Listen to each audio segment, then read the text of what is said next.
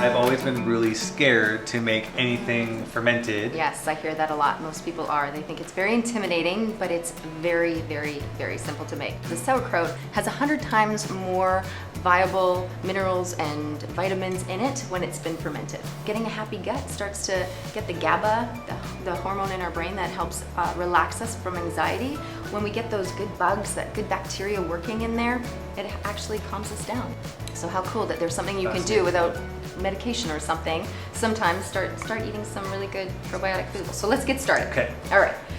So I'm going to show you 2 ways of doing this. So there's 3 ways. You can either cut this into slices, or you can grate it on a mandolin or a cheese grater like this on the largest setting, or you can use a food processor if you're doing a lot. And I just cut like a diagonal, just like that, toss it to the side. And then for this one, you can just slice it. And you want to be consistent in your slicing, like make sure that you get a nice, consistent, even sauerkraut. And then what I like to do is I like to, as we've got the sauerkraut kind of in here, and then we add salt. And so I just sort of lift it up and kind of layer in the salt. And what the salt does, it pulls the liquid out. You take it and you take a little bite of it. And if it tastes like a potato chip, Yeah. then you know you've got like enough salt. Squish it, kind of massaging it, twisting it around in there. Yeah, you can already see the kind of the liquid coming out. Yeah, this one's a nice one. The liquid's really coming out, which means it's fresh.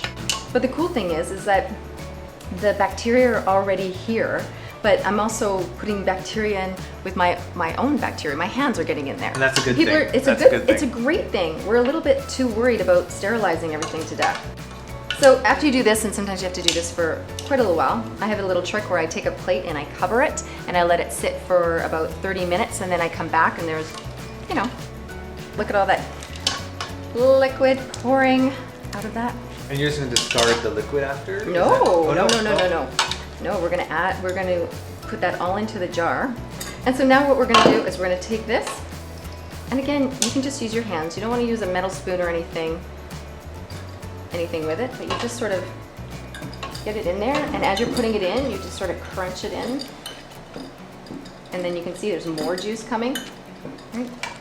And I pour this water right in, but I'll let you do this. Okay. Because you have clean hands. And then tamper it. So you're just gonna, mush it, just see, and you can see even more liquid starting to form. Yeah. And there's also, we have these things called weights. And you can put these weights into a little jar. Yeah. And then just put that on top to help it stay submerged too. Oh, okay. If you don't feel like there's enough liquid. Right. Or you can add a brine, and a brine is just salted water. And that was this, right? So the colors already kind of melted together. Yeah, so you can see and what happens with, you know, the lactic acid. It's all starting to break down, and it's pulling all of the kind of the color out. So that's why you get this that kind of purpley color from this purple color. Now you can see the juices above it. So that's what you want. You want your liquid above, and then you want to seal it, and then you want to put it to the side and let it ferment.